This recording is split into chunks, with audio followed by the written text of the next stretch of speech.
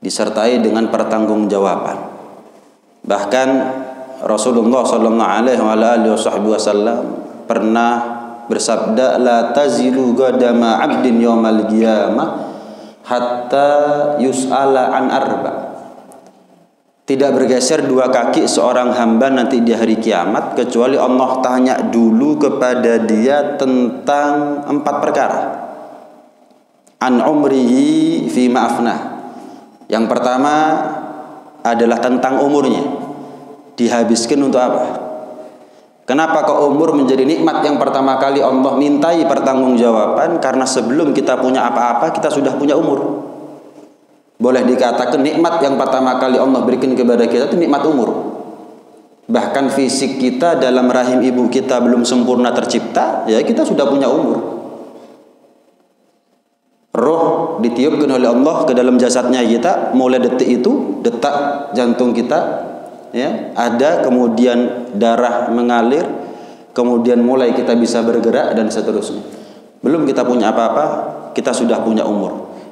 Karenanya umur adalah nikmat yang pertama kali Allah mintai pertanggungjawabannya. Yang kedua, an jasadihi fi ma'ablah. Tentang jasadnya, fisiknya, jasmaninya. Dia buat tua, dia buat renta, lemah. Oleh karena apa? Taat ataukah maksiat. Inna sam'a wal basara wal fuada kullu ulaika kana anhu mas'ula. Maut itu adalah matanya kita, telinganya kita, kaki tangan kita, semua anggota tubuh kita akan ditanya oleh Allah Subhanahu wa taala. Dan yang ketiga, an mali, min aina akhadhah wa fi ma anfa'ah. Yang ketiga adalah nikmat harta, nikmat dunia. Allah kalau sudah tanya tentang nikmat dunia, double pertanyaannya. Dari mana kamu dapat dan kamu habiskan untuk apa? Sehingga dikatakan oleh Nabi SAW, kalau ada orang mendapatkan harta itu dengan cara yang baik, halal, tapi dihabiskan untuk yang haram, celaka. Atau ada orang mendapatkan hartanya dengan cara yang salah, dengan cara yang haram, walaupun digunakan untuk taat, haji tapi hasil korupsi misalnya, celaka, nggak diterima oleh Allah Subhanahu wa taala. Salat tapi sarungnya colongan misalnya, nggak diterima. Innallaha thayyibun la yaqbalu illa thayyiba. Allah itu maha baik, tidak menerima kecuali yang baik-baik saja. Tidak semua amal itu pantas diterima oleh Allah. Ayyukum ahsanu amala, itu yang diterima oleh Allah. Yang tidak pantas, ya mohon maaf, tidak diterima oleh Allah Subhanahu wa taala. Dan termasuk kepantasan amal dengan harta untuk diterima oleh Allah, jika harta yang dia sedekahkan di jalan Allah dia dapat dengan cara yang baik, baru diterima oleh Allah.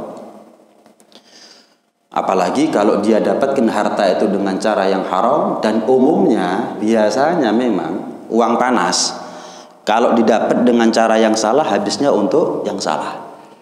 Didapat dengan cara yang haram, maka dihabiskan untuk yang haram, umumnya begitu.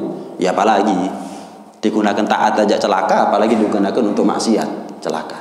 Jadi satu-satunya kesempatan buat kita untuk selamat dengan hartanya kita itu adalah dapat dengan cara yang halal, habiskan untuk yang halal. Tapi ketahuilah, kata Nabi, sekalipun kamu habiskan untuk yang halal, maka ada hisab masih. Dikatakan oleh Sayyidina Ali bin Abi Thalib karramallahu wajhah, inna dunya halaluha hisab wa haramuha azab. Dunia itu halalnya hisab, haramnya azab. Halalnya hisab, haramnya azab. Jadi kalau kepingin nggak dihisab, ya gunakan hartanya untuk taat, bukan hanya untuk yang halal. Punya harta digunakan untuk beli kendaraan misalkan halal, tapi Allah bakal tanya, dipakai kemana aja tuh itu kendaraan. Punya harta dipakai untuk beli TV misalkan, Allah bakal tanya. Ada pertanyaan lanjutan, berantai pertanyaannya. Apa yang kamu nyalakan, apa yang kamu tonton dengan TV-nya kamu? Beda halnya jika kita punya harta, kita gunakan untuk masjid, ya nggak ada pertanyaan lagi dari Allah. Dari mana kamu dapat? Oh halal. Kamu habiskan untuk apa? Masjid, ya Rabb. Oh ya wis, mari wis. Oh, santunan anak yatim, selesai sudah. Oh, sedekah sana, sedekah sini, oh ya wis, selesai sudah. Tapi kalau digunakan untuk yang halal, TV, kendaraan, rumah, ya masih ada pertanyaan lanjutan. Ya. Yang keempat adalah an ilmihi, madza amila bih, tentang ilmu. Sejauh mana praktek atau implementasi dalam keseharian kita. Artinya ilmu itu bukan dikoleksi kemudian selamat. Ilmu itu diamalkan baru selamat. Ibarat kata kalau kita ini sakit bukan hanya punya obat, tapi ya diminum obatnya. Siapa orang sakit punya obat nggak diminum, ya nggak sembuh. Yang minum obat saja belum tentu sembuh, apalagi cuma dikoleksi obatnya. Yang punya ilmu dan diamalkan saja belum tentu selamat, apalagi cuma dikoleksi ilmunya. Berarti ilmu itu adalah komoditas utama bagi orang yang serius ingin selamat dari neraka, masuk ke dalam surga. Semua orang kepingin selamat dari neraka. Semua orang kepingin masuk surga. Tapi nggak semua orang itu serius dengan apa yang dia inginkan. Tergantung sejauh mana usaha, upaya, ikhtiarnya kita. Kalau kita berkeinginan terhadap sesuatu dan kita upayakan, maka keinginan itu adalah cita-citanya kita. Tapi kalau kita punya karep, punya keinginan, tapi tidak diupayakan, nggak diikhtiar, ya itu namanya mimpi. Nah, surga itu cita-cita atau mimpi buat kita, tergantung sejauh mana usaha, upaya, ikhtiarnya kita. Ini yang pertama hadirin, yang perlu saya sampaikan. Hati-hati sama nikmatnya Allah. Banyak minta boleh, tapi banyak syukur itu wajib. Manusia ini banyak minta, Allah nggak kurang-kurang ngasih, cuman manusianya yang kurang syukur. Kita banyak minta, jelas. Allah banyak ngasih, jelas. Tapi manusianya yang kurang syukur. Jadi setiap nikmat kalau nggak disyukuri, maka ni'mah jadi niqmah. Dari yang nikmat menjadi malapetaka. Kalau nggak betul-betul kita syukuri. Apa syukur? Sorful abdi jami'a ma an'amallahu ta'ala bihi fima khuliqa li ajli. Intinya syukur itu adalah kapan kita gunakan nikmatnya Allah sesuai dengan peruntukannya. Mata baca Quran, telinga dengarkan nasihat, misalnya kaki ke masjid dan seterusnya dan seterusnya. Nah, yang kedua, kita hari ini ada di pagi ke-28 Ramadan. Ya, berarti kita ada di penghujung bulan Ramadan. Dikatakan dalam kitab Irsyadul Ibad, Asy-Syaikh Zainuddin Al-Malibari menukil hadis daripada riwayat sahabat mulia sekaligus sepupu Rasulullah Abdullah bin Abbas radhiyallahu ta'ala anhuma wa radhahuma. Dikatakan begini, idza kana awwalu lailatin min layali Ramadan indal iftar alfi atiqin minan nar. Allah itu setiap malam mulai awal Ramadan sampai akhir Ramadan, setiap malam ketika datang waktu berbuka, jutaan manusia Allah memerdekakan manusia dari api neraka. Jutaan setiap malam. Wa idza kana lailatul jum'ah, itu kalau bukan malam Jumat, tapi kalau sudah malam Jumat secara khusus, a'tagallah fi kulli sa'atin minha alfi atiqin minan nar kullahum qad istawjaban nar. Bukan setiap malam jutaan, tapi sepanjang malam dari maghrib hingga subuh jutaan manusia, mereka semuanya dimerdekakan oleh Allah dari api neraka. Kullahum qad istawjaban nar, yang mana kata Nabi seandainya mereka mati sebelum ketemu Ramadan, tempatnya mereka neraka sebetulnya. Tapi karena mereka masih punya kesempatan dan tidak mereka sia-siakan kesempatan mereka ketemu Ramadan.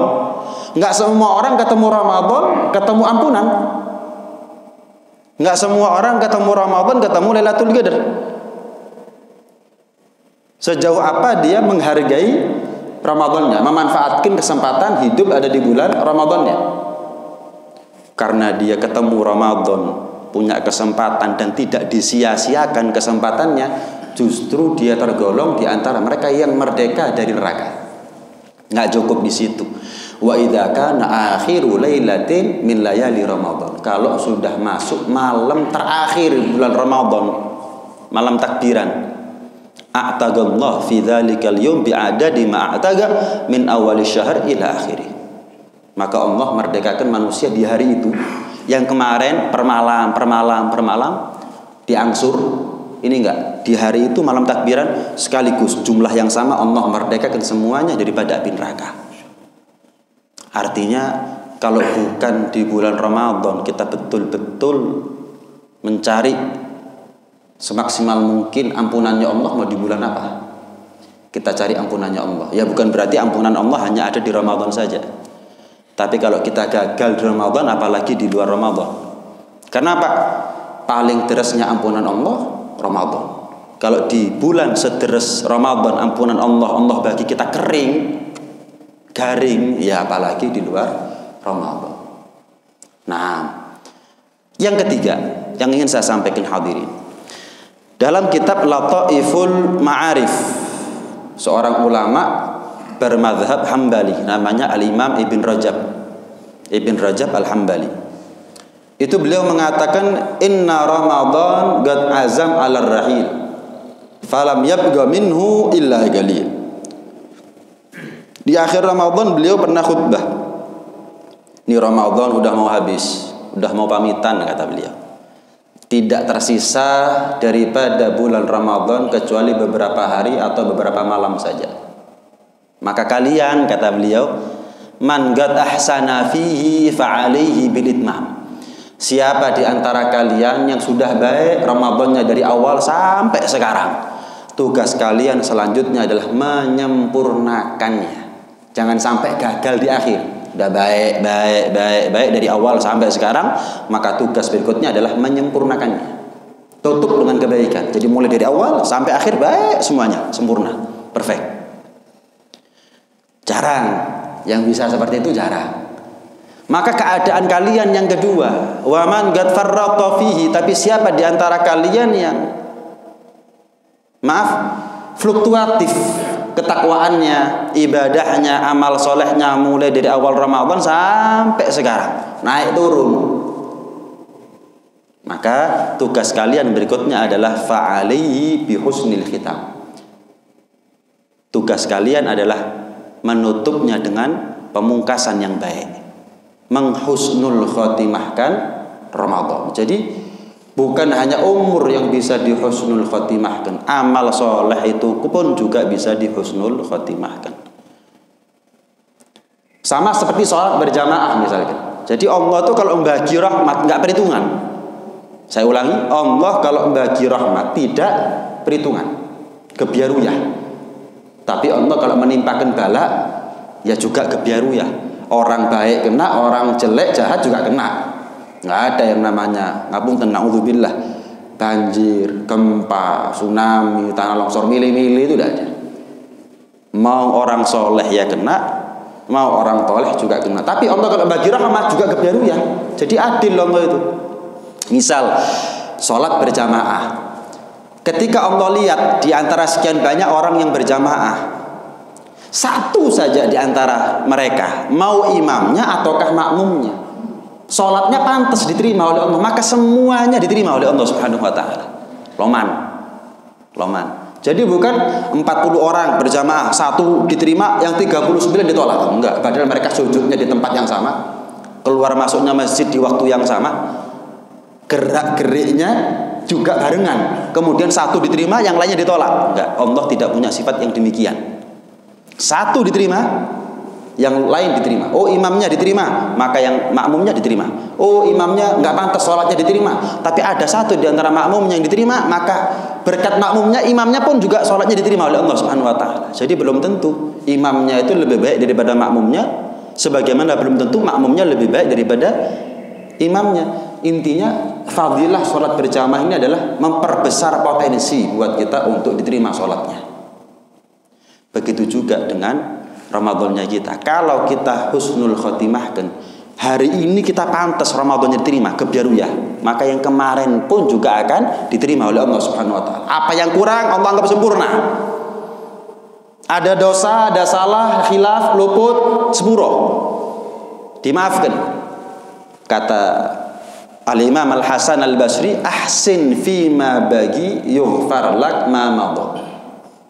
yughfar lak ma mat. Perbaiki apa yang sisa. Walaupun tinggal semalam 2 malam misalnya. Jangan kendor. Jangan sampai kuda pacu itu lebih pintar dan berakal daripada manusia. Kuda pacu itu semakin dekat dengan garis finish semakin kencang larinya. Padahal kita ini manusia, jangan dibandingkan sama kuda pacu. Sama malaikat kita lebih afdal, lebih mulia. Kuda pacu notabene-nya makhluk yang tidak berakal. Tapi insting dia mengatakan semakin dekat dengan garis finish semakin kencang larinya. Insting, bukan karena akal. Kita ini karena akal mulianya. Lah kalau kuda pacu lebih kencang larinya semakin dekat dengan garis finish, lah kita semakin dekat dengan lebaran akhir Ramadan tak semakin kendor. Loh, yang berakal yang mana? Yang lebih pintar, yang lebih cerdas, yang lebih bijaksana yang mana? Jadi jangan menjatuhkan kemuliaannya kita sendiri. Jangan menjatuhkan harkat martabatnya kita sendiri sebagai manusia yang dianugerahi oleh Allah akal. Ya. Ahsin fima bagi yughfar lak ma madha. Perbaiki apa yang tersisa daripada Ramadan walaupun semalam 2 malam. Niscaya kalau kamu menjadi orang baik di sisa-sisa Ramadan, Allah akan ampuni apa yang kurang di masa lalu. Waqtanim fima bagi fa anta lam tadri mata tudrik rahmatullah. Dan senantiasa kais sisa-sisa rahmat, ampunan dan jaminan merdeka dari neraka yang Allah bagi ada di bulan Ramadan. Kais. Kalau nggak dapat semuanya, jangan sampai hilang semuanya. Cari. Karena sesungguhnya kamu nggak ngerti, kamu dapat rahmatnya Allah itu kapan?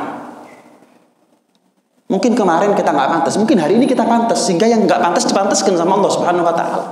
Mungkin kemarin ibadahnya kita Ramadan nggak keterima kemarin, tapi sekarang diterima sama Allah, maka yang kemarin pun diangkat pahalanya oleh Allah Subhanahu Wa Taala. Jadi karena kita nggak ngerti kapan kita ini pantas dapat rahmatnya Allah, yaudah kerja saja, usaha saja, ibadah saja, taat saja. Kenapa? Barangkali kalau kemarin saya nggak pantas, sekarang saya pantas. Besok dikasih panjang umur, ya begitu cara berpikirnya. Barangkali kemarin nggak pantas, mungkin malam ini saya pantas. Kapan saya dapat rahmatnya Allah, kebiayaan kemarin juga diangkat oleh Allah Subhanahu Wa Taala pahalanya. Begitu seharusnya. Innal umura kullaha bil khawatim. Au kama qala Nabi sallallahu alaihi wasallam. Segala sesuatu itu tergantung akhirnya. Segala sesuatu itu tergantung akhirnya. Artinya baik akhir umurnya maksiat mati ya suul khotimah, kobong ganjaran. Jelek, jahat, akhir umur taat, tobat, meninggal ya husnul khotimah, kobong dosane. Sama dengan Ramadannya kita juga begitu. Baik, akhir-akhirnya jelek. Hati-hati. Bisa rugi nanti. Ibarat kerja gak dibayar, tuas poso.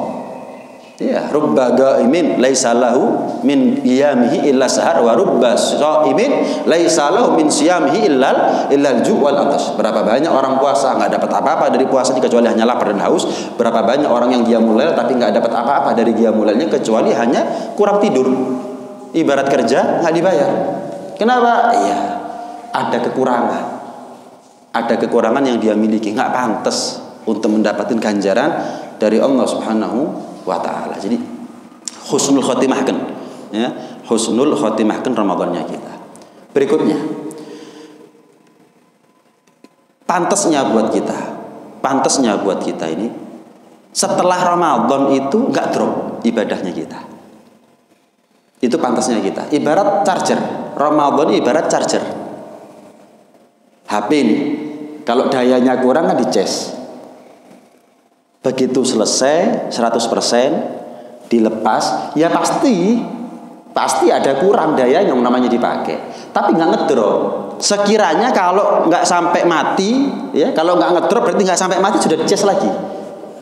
Tapi HP ini kalau baterainya rusak, dicas 2 jam pakai telepon 2 menit mati. Jadi nggak sampai ketemu ces-cesan mati di siang. Artinya apa? Ramadan charger buat kita. Ya, memang beda kualitas ibadah kita, bahkan kuantitas ibadah kita. Ramadan nggak Ramadan memang beda. Cuman jangan sampai drop. Kalau drop berarti mungkin kita ibadah puasa ini cuman perut sama kerongkongan, hatinya nggak ikut puasa. Karena hakikatnya jasmani kita ini apa kata hatinya kita. Jadi ibarat HP itu baterainya hatinya kita. Kalau kita ibadah tenanan pakai hati, maka keluar Ramadan nggak ngedrop. Witir nggak ditinggal. Witir jangan ditinggal witir itu. Witir itu bukan ibadah khusus Ramadan. Bahkan dalam mazhab Hanafi witir itu wajib. Gak witiran dosa. Al witru haqqun faman lam yutir falaysa minna. Kata Nabi siapa orang kata Nabi witir itu hak. Dalam mazhab Hanafi diartikan hak itu adalah wajib. Witir itu wajib. Makanya Nabi mengancam siapa orang yang di malamnya enggak witiran, maka dia tidak tergolong daripada umatku. Nah, cuman buat kita mazhab Syafi'i, witir itu adalah sunnah muakkadah. Ada beberapa amalan sunnah buat kita, buat Nabi wajib. Salah satunya adalah witir. Witir itu buat kita sunnah, tapi buat Nabi wajib. Nggak pernah Nabi itu ninggalkan witir sama sekali. Mau dalam keadaan musafir, mau dalam keadaan sakit, mau perang, nggak pernah ninggalkan yang namanya witir. Sebagaimana beliau nggak pernah ninggalkan yang namanya sholat berjamaah. Ini witir. Jangan misal besok lebaran misalkan besok sudah nggak witiran misalnya, lu ngedrop ini namanya. Baru ditinggal sehari, dicas saulan, sehari hilang witire, hilang qiyamulailnya, bangun sebelum subuhnya, hilang daruzani, hilang iktikaf di masjidnya. Jangan. Berarti ada yang salah kita memaknai Ramadan. Ada yang salah kita dalam ngelampai puasanya kita. Ada yang salah. Baterai ki opo? Tak ces 2 jam, tak gawe 2 menit kok mati. Ya, ada yang salah ini berarti. Ada yang nggak beres. Begitulah juga dengan Ramadannya kita. Iya. Jadi lebaran itu hari kita bahagia, bukan hari setan juga ikut bahagia, hadirin. Jangan sampai kapan kita lebaran setan melok seneng. Kenapa? Masjidnya sepi maneh. Al-Qur'annya terbengkalai lagi. Wis, gak ono sing witiran maneh wis. Jadi bahkan maksiat. Iya. Bahkan maksiat baru hari pertama Ramadan. Na'udzubillah, jangan sampai yang namanya syaitan itu juga berlebaran. Yes. Apa contohnya? Ngapunten, ya ini harus disampaikan. Ya, karena memang susah ya menyampaikan yang hak adalah hak, batil adalah batil. Sementara kebatilan itu sudah dianggap lumrah. Kita ini hidup di zaman di mana yang namanya dosa besar gak dianggap dosa maneh. Bayangkan. Dosa kecil tetap dilanggar dengan pikiran dosa cilik tadi dosa gede. Dosa kecil yang dilakukan dengan menyepelekan dosa tersebut jadinya dosa besar. Apalagi kalau dosa besar dianggap dosa kecil. Apalagi dosa besar kudu dosa. Gak apa-apa. Apa contohnya? Salaman sama yang bukan mahramnya. Hati-hati. Jangan dibiasakan. Harus dirubah mulai sekarang. Saya yakin kok kalau jenengan berubah sekarang, tahun depan tambah enteng kok. Tidak usah bingung sama omongannya manusia. Karena kita ini surga nerakanya bukan tergantung penilaiannya manusia. Dianggap apik sak dunya mbek menungso guru mesti surga. Dianggap elek mbek menungso sak dunya guru mesti neraka. Penilaian mutlak itu adalah Allah. Penilaian absolut itu adalah Rasulullah. Saya kasih contoh. Kadang-kadang orang itu mau berbuat apa, mau melakukan apa, itu dilihat bagaimana orang menilai dia. Kalau saya mau melakukan ini, orang menilai saya bagaimana ya? Dia tidak pernah terbersit, loh Allah menilainya kamu bagaimana? Rasulullah menilainya kamu bagaimana? Kok mau kita ini tersandra oleh penilaian manusia yang nggak ada manfaatnya, nggak ada madaratnya. Misal, Sekedar contoh aja, sekedar perbandingan biar kita lebih paham. Misal anak muda mau pacaran. Oh, orang bagaimana menilainya? Oh, gak apa-apa, lumrah, wajar. Yang penting jangan begini, jangan begitu, jangan melampaui batas ini gitu. Dia nggak pernah berpikir, Allah setuju nggak? Rasulullah setuju nggak? Karena dia tidak pernah berpikir, ya gak apa-apa berarti. Contoh lain, perempuan mau pakai cadar misalnya. Dia berpikir, kalau saya pakai cadar orang menilai saya bagaimana? Waduh, ojo wis. Nanti begini, nanti begitu. Dia tidak pernah berpikir bagaimana Allah menilai kamu, bagaimana Rasulullah menilai kamu. Jadi standarnya dia adalah penilaian manusia, tolak ukurnya. Padahal seharusnya standarnya dia adalah penilaiannya Allah Subhanahu wa taala. Sama. Salaman sama yang bukan mahram. Tolak ukurnya kita tetap Allah Rasulullah. Kata Nabi SAW, ya, dikatakan dalam hadisnya, kalau ada orang disiksa oleh Allah dengan ditusuk kepalanya dengan jarum yang terbuat dari besi, ibarat linggis misalnya ditusuk, itu lebih enteng daripada siksa yang Allah sediakan. Khairun lahu min ayyam samra'atan la tahillulah. Lebih baik, lebih enteng, lebih ringan daripada siksa yang Allah sediakan bagi orang yang menyentuh perempuan yang bukan mahramnya, yang tidak halal baginya. Hati-hati. Istrinya paman, suaminya bibi, bukan mahram. Bukan mahram. Misanan sepupu, bukan mahram. Saudaranya menantu, saudaranya mertua, bukan mahram. Gak enak, Beb, gak enak itu sama Allah, sama Rasulullah. Yang ngasih kamu hidup, yang ngasih kamu terang jalannya. Bukan gak enak sama orang. Saya yakin kok kalau jenengan berubah tahun ini, tahun depan tambah enteng kok. Tenang aja. Kok dirasani, Beb, dirasani menungso gak ngefek kok. Yang penting bukan dianggap jelek oleh Allah, dianggap jelek oleh Rasulullah sallallahu alaihi wasallam. Jadi adalah merupakan satu kemutlakan, satu hal yang wajib buat kita untuk coba berubah. Kita ini mau nurut siapa? Mau nuruti nafsu, mau nuruti maunya manusia, mulut mereka, ataukah mau nurut kepada orang yang hidupnya 63 tahun demi kita? Nah, kita minta syafaatnya Rasulullah, nurut sama Rasulullah sallallahu alaihi wasallam. Ini penting untuk disampaikan. Ya, itu tadi seperti kita berdoa, Allahumma arinal haqqa haqqan warzuqnat wa arinal batila batilan warzuqnat tinaba. Ya Allah, tampakkan kepada kami yang hak adalah hak, tapi berikan rizki kepada kami untuk bisa mengikuti yang hak. Karena banyak manusia tahu yang hak adalah hak, tapi kalau nggak dapat hidayah dari Allah tidak mengikuti yang hak. Ya Allah, tampakkan, tunjukkan kepada kami yang batil adalah batil, dan berikan rezeki hidayah kepada kami untuk bisa menjauhi yang batil. Karena kita ini melakukan yang batil bukan karena kita nggak tahu itu batil, tapi tetap dilakoni. Loh, kenapa? Karena kita saat itu mungkin belum dapat hidayahnya Allah Subhanahu wa taala. Jadi kita ini taat, ibadah, nurut, manut. Itu ya karena hidayahnya Allah. Yang nurut memang dipilih sama Allah. Jangan dikira kita ini sholat karena kita punya kaki, hadirin. Berapa banyak orang punya kaki tapi nggak sholat? Ada yang nggak punya kaki sholat. Kenapa? Yang punya kaki belum dapat hidayah, yang nggak punya kaki dapat hidayah. Jangan dikira jenengan bisa ke masjid karena rumahnya dekat dengan masjid. Enggak, belum tentu rumah dekat dengan masjid dia pergi ke masjid. Yang jauh kadang-kadang datang. Kenapa? Hidayah. Orangnya jauh rumahnya dari masjid, tapi orangnya dekat dengan hidayah. Yang jauh rasanya dekat. Dekat rumahnya dengan masjid, tapi kalau orangnya jauh dari hidayah, sing cidek rasanya adoh.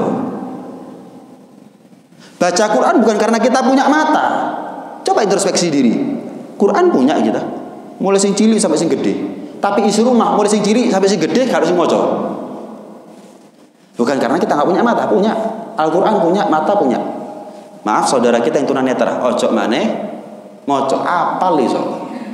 Jadi baca Quran itu nggak butuh mata, tapi butuh kepada hidayah.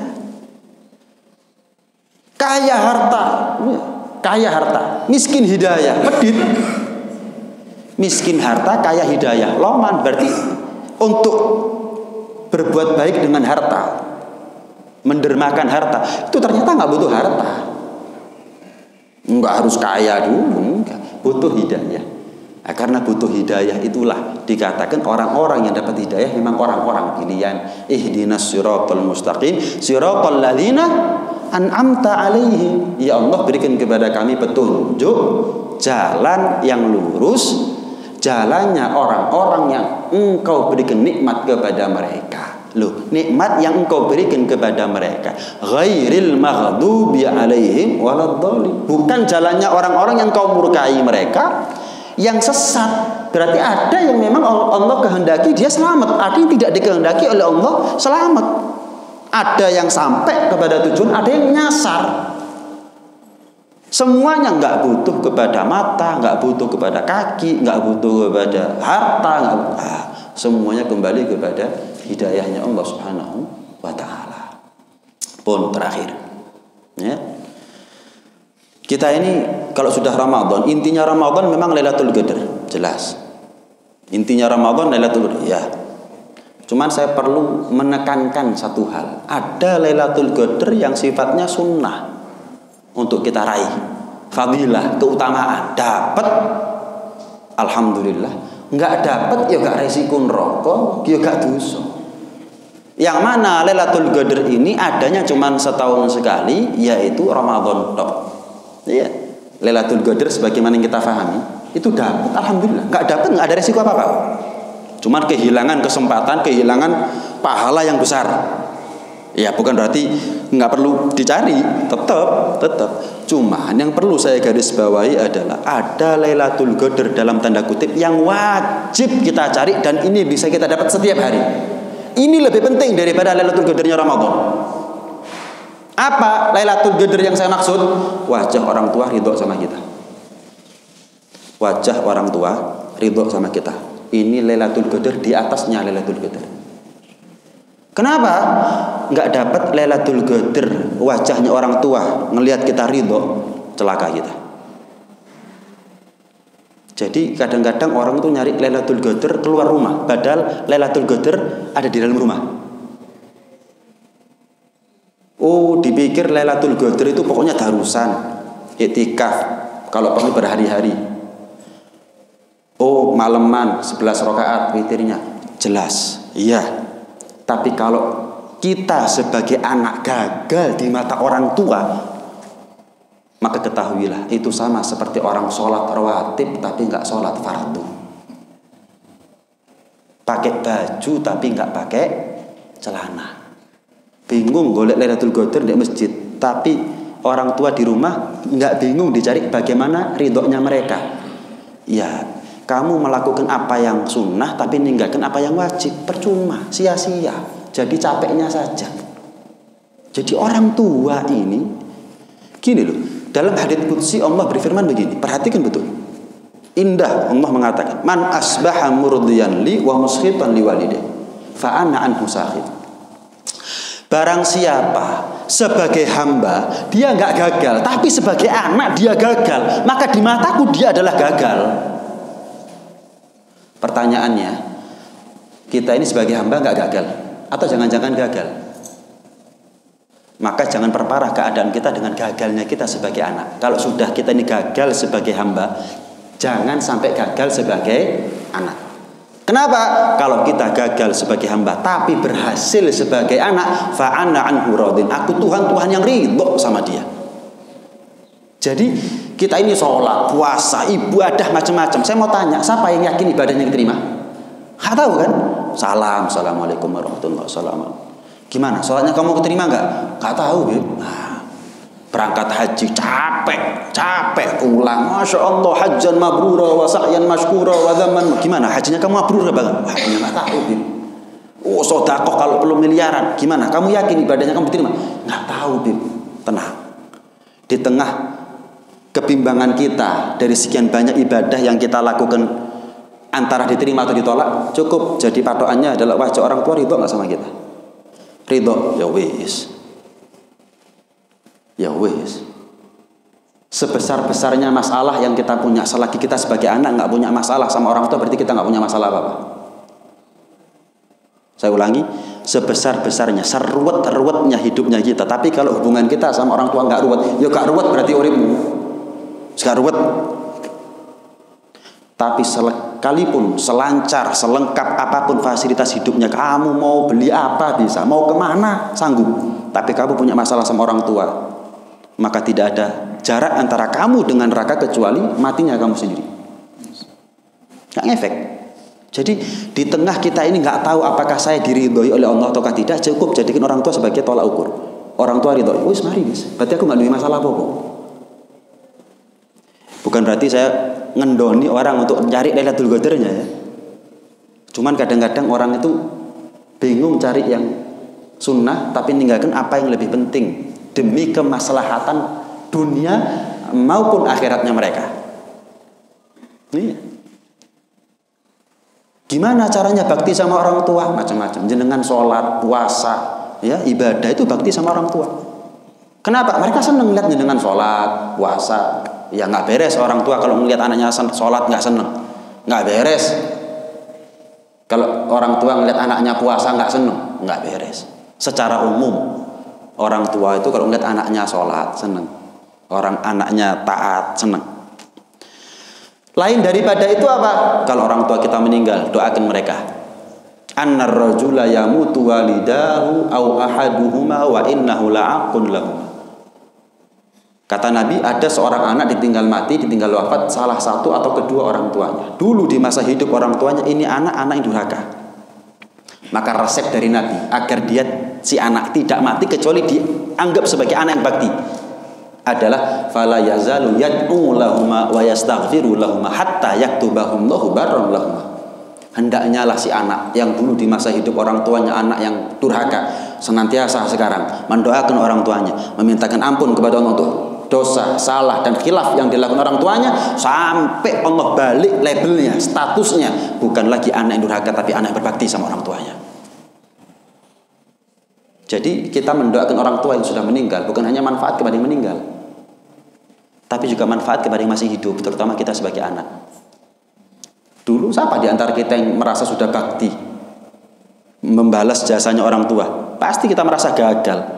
Maka jangan sampai kegagalan yang sama kita lakukan ketika mereka sudah meninggal. Justru itu adalah kesempatan kedua sekaligus kesempatan terakhir buat kita untuk apa? Mendapat ridhonya orang tua dan dianggap sebagai anak yang berbakti. Saya tutup, ketahuilah termasuk cara berbakti sama orang tua sing akor ambek dulur, yang rukun sama saudara. Ini cara bakti sama orang tua yang paling afdol. Salah satu. Kenapa orang tua kalau melihat anak-anaknya akor seneng? Baik mereka ketika hidup, apalagi ketika mereka meninggal, tambah seneng. Tapi kalau kita sebagai saudara, satu sama lain kakak adik ini eker-ekeran, orang tua kita nggak seneng. Walaupun mereka punya segala-galanya, apalagi nggak punya segala-galanya. Apalagi kalau mereka sudah meninggal dunia, mereka mau bisa berbuat apa? Sudah beda alam. Jadi jenengan kalau punya masalah sama saudara, ini kan momennya mau lebaran ya, ini penting. Jenengan mikir, lek aku ngamuk nang adikku, nang masku, mbakku, bapak ibu sakit. Selama bukan urusan agama, urusan syariat, kurang lebih ayolah di sepuro. Elek-elek dulurku ono apike. Apik-apike aku ono elek. Jangan dibalik, hadirin. Jangan dibalik. Kalau dibalik, buyar kita semua. Masih ambil dulur buyar. Beb, api dulurku ono elek, beb. Terus elek aku ono api, beb. Lu kalau ini kita jadikan pakem, gak ono benere wong. Gak ono salah ya awake. Gak ono benere wong, gak ono salahe awake dhewe. Ya keliru. Kalau sama keluarga, saudara, kurang lebih aja. Urusan dunia gak apa-apa, sing penting bapak ibuku seneng ambek aku. Kalau saya sampai jangget, saya pegel, saya naudzubillah putus silaturahmi, qati'ur rahim mal'unun walau mata fi jawfil Ka'bah. Orang yang memutus tali silaturahmi kata Nabi. Ya, berapa banyak orang bingung golek Lailatul Qadar. Tapi pedot ambek dulur. Tanpa dia sadari, karena dia putus silaturahmi sama saudaranya, itu bikin pegel orang tuanya, nggak ridho orang tuanya. Mau nyari Lailatul Qadar, apanya yang mau dicari? Saya bingung. Kamu ini nyari Lailatul Qadar, tapi ambek dulur pedot silaturahminya. Dan itu berimbas tentang hubungan kamu sama orang tua. Orang tua nggak seneng, orang tua nggak. Apa yang mau dicari Lailatul Qadar? Saya bingung gitu loh kadang-kadang. Ini yang saya katakan gaya kelambi tapi gak celonoan. Oh ya wis bib, lek ngono gak kelambenan pisan aku. Oh ya tambah edan. Kan kadang-kadang orang kalau seperti ini, wis yo ngono gak Lailatul Qadar wis lho. Ini namanya wis gak kelambenan, gak celonoan pisan. Bukan begitu seharusnya. Oh, Lailatul Qadarnya dicari betul. Tapi ada kekurangan yang harus kita perbaiki. Apa itu? Bagaimana kamu sebagai anak kepada orang tua? Bagaimana kamu sebagai saudara kepada orang lain? Wis, selesai. Kata Nabi, orang yang memutus tali silaturahmi, meskipun dia matinya di dalam Ka'bah, matinya mati terlaknat. Pernah dengar ada orang mati dalam Ka'bah? Nggak pernah kan? Loh kalau misal ada, tapi matinya pedot sampai dulur, terlaknat kata Nabi. Buat orang seperti kita, jangan mati di dalam Ka'bah. Di depannya Ka'bah aja belum tentu. Jangan mati di depan Ka'bah, di tanah haram yang lebih luas belum tentu. Jangan mati di tanah haram, kita meninggal di masjid yang jaraknya puluhan ratusan meter aja belum tentu. Jangan mati di masjid, mati di atas sejadah kita di rumah belum tentu. Jangan mati di atas sejadah, mati di atas kasur sambil muter tasbih, guru mesti terus pedot ambek dulur. Tapi bib, jangan pakai tapi sudah, wis lah. Kalau bukan momen lebaran, kamu buang egonya kamu, mau kapan? Nanti saya diusir bib. Yang penting bukan kamu yang nggak mau. Yang penting kamu sudah menggugurkan kewajibannya kamu, selesai. Tapi ini nurutiku kan mari ini iling wong tuamu, inget sama orang tuanya kamu, selesai. Aku nglakoni iki kudu perkara apa? Perkara wong tuaku, saken wong tuaku, wis. Makanya anaknya kita deketin sampai ilmu agama, bukan karena matematika, fisika, kimia anak kita bisa akur, ilmu agama. Karena ilmu agama ini rambu rem. Ini bukan berarti saya ngomong gak peduli pendidikan. Peduli pendidikan itu penting, jelas. Cuman kalau kita ingin anak yang soleh, bukan karena gelar. Nah, ya. Bukan karena gelarnya. Anak yang soleh itu tergantung agamanya. Jadi kita ini gak selamanya kok hidup sama anaknya kita. Yang kita khawatirkan, kita meninggal anak kita kira-kira. Apa mereka kira-kira gara-gara agama? Nggak ada. Seringkali kira-kiranya gara-gara harta. Maka kalau sudah ngerti ilmu agama, dia sudah tahu hakku segini, ojo nuntut lebih, haknya dia segini, ya sudah. Nggak ada, ya bukan berarti wis pokoknya yang berilmu pasti selamat, enggak, cuman memperbesar potensi selamat. Iya, memperbesar potensi untuk nggak eker-ekeran, akor dengan ilmu agama. Sekali lagi ini menjadi penting buat kita. Coba kita berpikir sejenak, siapa keluarga kita yang sampai sekarang nggak pernah kita sopo? Siapa keluarga kita yang sampai sekarang kita nggak pernah mau silaturahmi sama dia? Siapa yang kita nggak mau hubungan sama dia dan seterusnya? Bis, cukup. Riyoyo, pendak riyoyo mau sampai kapan? Kita ini minta panjang umur untuk jadi sejelek-jeleknya manusia.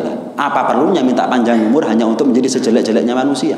Pantesnya, patutnya kita ini minta panjang umur untuk menjadi sebaik-baiknya manusia. Dan menjadi baik, manusia yang baik bukan hanya bagaimana kita sama Allah saja, tarusan, witir, masjid, iktikaf, makiyam, bukan hanya itu. Ya, tapi itu baru separuh jalan. Separuh jalan berikutnya adalah bagaimana kita sama manusia. Ya, seperti yang pernah saya sampaikan di masjid ini, ada hablum minallah, ada hablum minannas. Sholat itu takbiratul ihram, hablum minallah. Diakhiri dengan salam, hablum minannas. Siapa orang sholat takbir gak salam, ya gak keterima sholat, gak sah.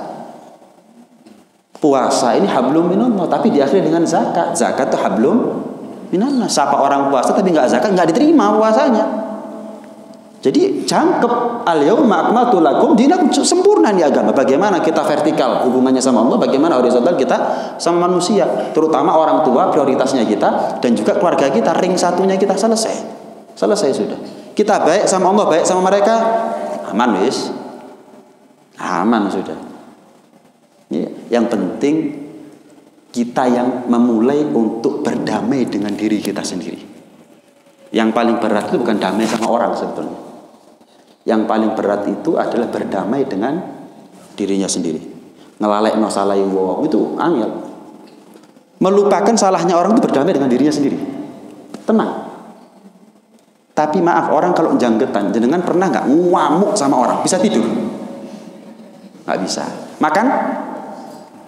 Dijak ngomong? Lorong. Sakit akhirnya. Kenapa? Makan nggak enak, tidur nggak nyenyak, dijak ngomong. Karena jangget, pegel, sampai nangis kadang-kadang. Bertahun-tahun, iling nangis, nggak berdamai dengan dirinya sendiri. Orang yang tidak berdamai dengan dirinya sendiri sakit. Fisiknya sakit. Tapi orang yang mau berdamai dengan dirinya sendiri, seperti yang kita tahu, di dalam jiwa yang sehat, betul ya, di dalam jiwa yang sehat ada tubuh yang sehat. Mensanaen corpore sano, itu sudah kurang lebihnya seperti itu. Jadi kalau kita ini damai, lihat bagaimana Nabi, tenang, enak. Jadi intinya marilah dikubur, pendem, selesai. Yang penting bukan saya yang medot. Kalau sana yang medot, ya sudah di luar kapasitas saya, di luar ranahnya saya. Yang penting saya sudah assalamualaikum, gak dijawab, ya wis. Ketok pintunya, dibanting pintunya, ya wis. Yang penting bukan saya. Mumpung lebaran saya bawa hadiah parcel, dibanting depan kita, ya wis. Berdamailah dengan dirimu sendiri. Saya berdamai bukan karena dia, tapi saya berdamai demi kebaikan saya, dunia dan akhiratnya saya. Selesai. Terutama aku ngini demi wong tuaku. Aman. Kalau bukan lebaran mau kapan lagi? Ya, kalau lebaran kita gagal berdamai, mau kapan kita berdamai? Ini hadirin, hadirat sekalian rahmati Allah Subhanahu wa taala. Mudah-mudahan Ramadan ini bukan Ramadan terakhir buat kita. Mudah-mudahan panjang umur, sehat walafiat kita semuanya. Allah masih berkenan mentakdir kita ketemu Ramadan-Ramadan yang akan datang.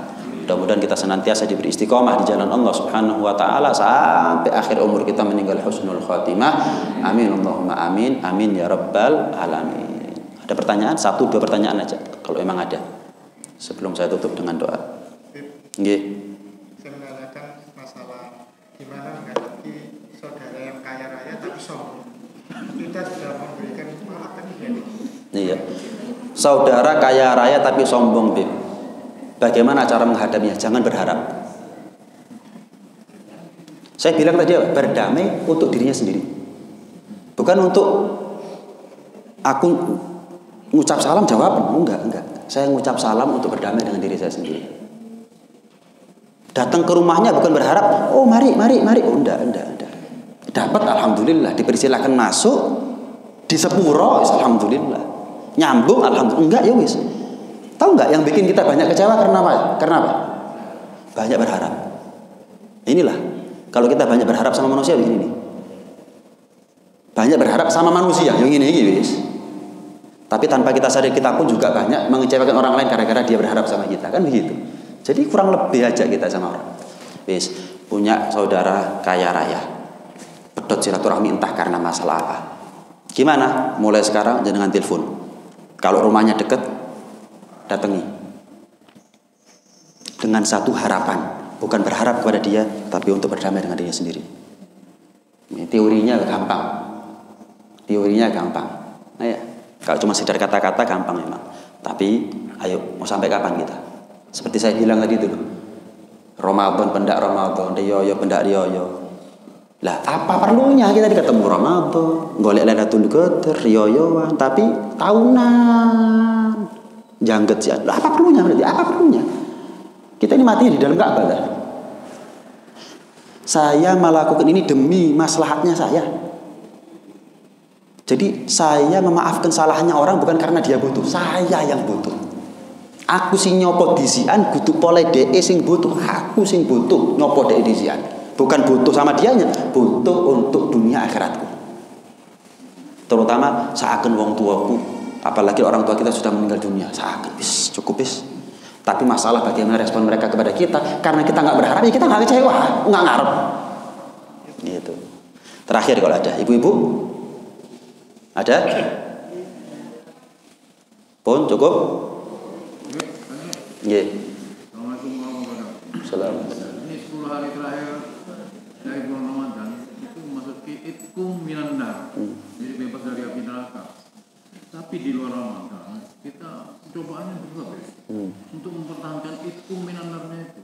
Iya. Misalnya berarti kalau laki-laki 3T, tahta, harta, wanita. Tapi kalau yang perempuan itu wow, harta dan tahta. Iya. Ini tingkat cobaannya itu mungkin sedikit predikat dari orang tersebut. Kalau misalnya kiai ya kiai, mungkin setannya. Tapi kalau orang biasa ya setan yang biasa. Ini yang paling berat ya. Kita masuk di Ramadan, ketemu sampai 10 hari terakhir. Berarti kan ya rahmat dapat, insya Allah, ampunan, jaminan mereka di neraka. Permasalahannya ini kan anugerah dari Allah yang harus kita keep, yang harus kita jaga, kita proteksi. Nggak ada cara kecuali istiqomah. Istiqomah itu bukan harus banyak. Istiqomah itu bukan harus banyak. Istiqomah itu misal sekedar contoh, baca Quran sehari 1 ayat, itu istiqomah. Bendino tapi nggak pernah libur apapun keadaannya. Bismillahirrahmanirrahim. Alif lam mim. Shadaqallahul azim. Besok baca lagi Bismillahirrahmanirrahim. Dzalikal kitabul la raiba fihi hudan lil muttaqin.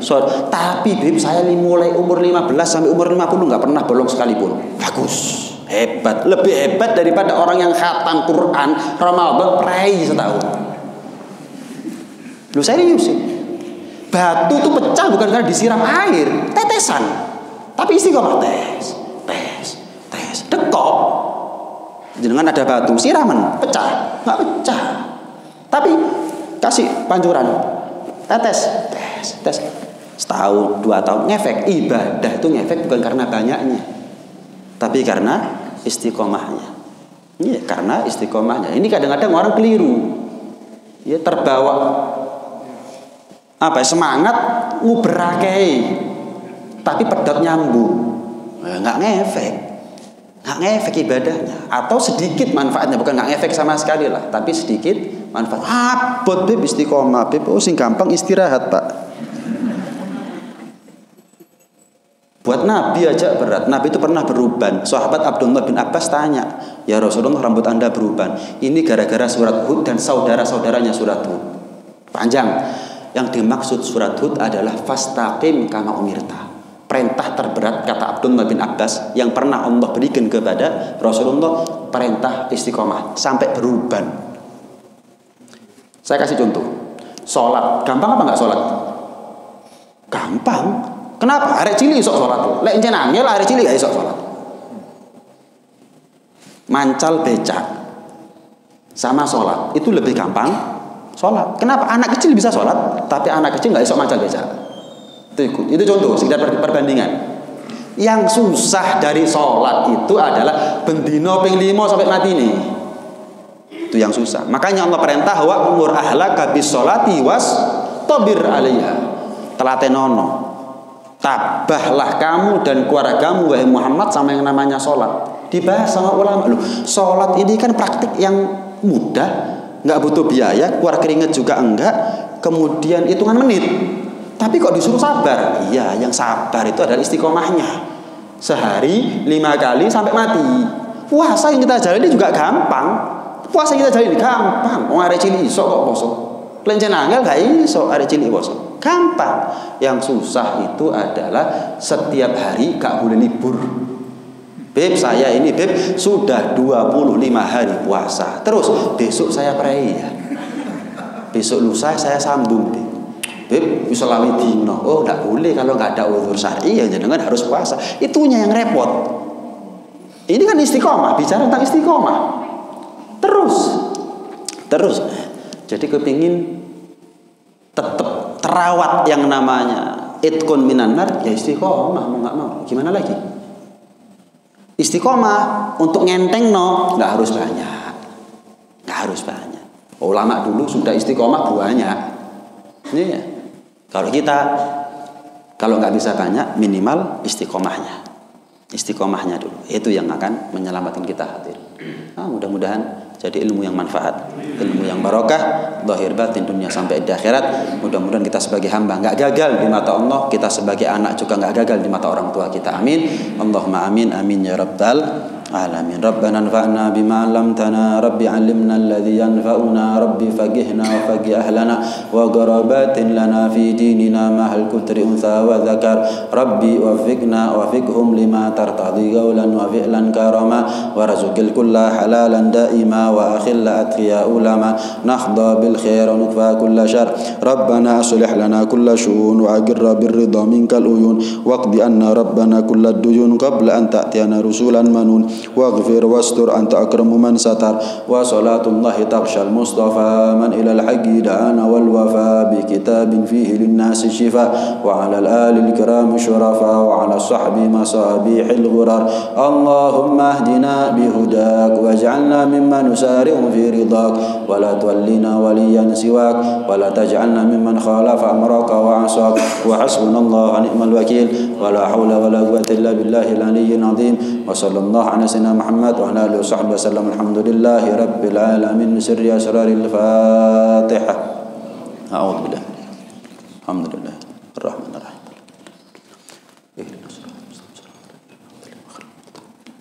Sekedar mengingatkan, jangan lupa sholat isyraq 2 rakaat biar jangkep ibadah kita, dapat pahala haji dan umrah. Monggo bisa sholat isyraq sekarang, bisa mungkin masih kurang yakin, nunggu, nggih monggo, enggak ada masalah, bebas. Nggak ada khilaf dalam urusan itu, yang penting jangan sampai enggak sholat isyraq. Wallahu a'lam. Hadza minni wa hadza ma a'udzu lakum wa la minkum. Wassalamu alaikum warahmatullahi wabarakatuh.